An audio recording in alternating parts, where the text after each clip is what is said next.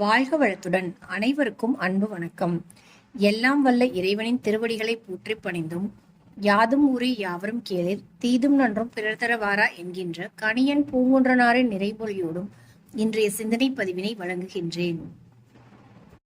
வைகறை வைரங்களில் இன்று நாம் காணவிருக்கும் வைரச் செய்தி ஆனந்தம். நான் ஆனந்தமாக இருக்கின்றேன் என்று கூறுகின்றோம். ஆனால் நாம் உண்மையில் ஆனந்தமாக இருக்கின்றோமா என்றால் இல்லை என்பதே பதில்.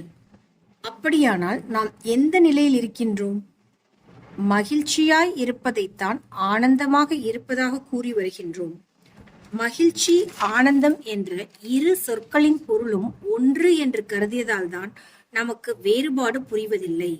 மகிழ்ச்சி என்பது உணர்ச்சி வெளிப்பாடு, ஆனால் ஆனந்தம் என்பது உணர்வு. உணர்ச்சிகள் தோன்றும், மறையும், மீண்டும் தோன்றும். எனவே மகிழ்ச்சி என்பது நிலைத்தன்மை இல்லாதது. ஆனால் ஆனந்தம் என்பது நிலையானது மற்றும் நிலைத்தன்மை உடையது, முடிவும் இல்லாதது. வடமொழியில் அந்தம் என்றால் இறுதி அல்லது முடிவு என்று பொருள். ஆதியும் அந்தமும் இல்லா அருட்பெருஞ்சோதி என்று சிவத்தை கூறுகின்றோம். இதன் பொருள் என்ன? சிவத்திற்கு தோற்றமும் இல்லை, முடிவும் இல்லை. எனவே அது என்றுமே உள்ள வஸ்து என்று புரிகின்றது.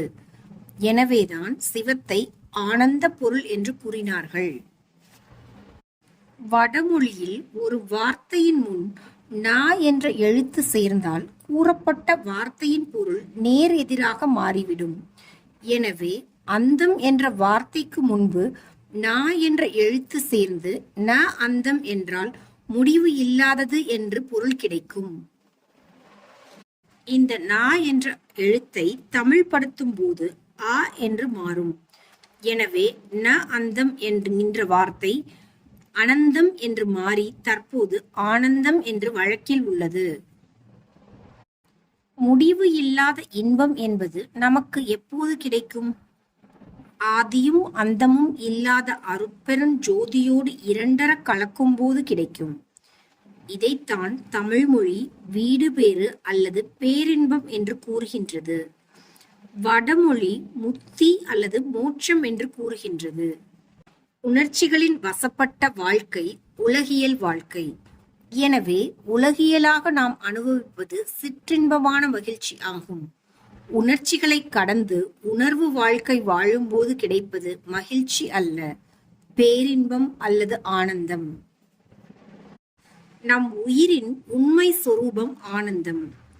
குழந்தை பருவத்தில் நாம் ஆனந்தமாக உண்மை சொரூபத்தில் இருந்தோம். வளரும் பருவத்தில் அதனை தொலைத்து விட்டோம். தொலைந்து போன அல்லது மறைந்து உள்ள ஆனந்தத்தை அடையச் செய்வதுதான் இறையியல் அல்லது ஆன்மீகம் என்று கூறி இன்றைய நாள் பதிவினை நிறைவு செய்கின்றேன்.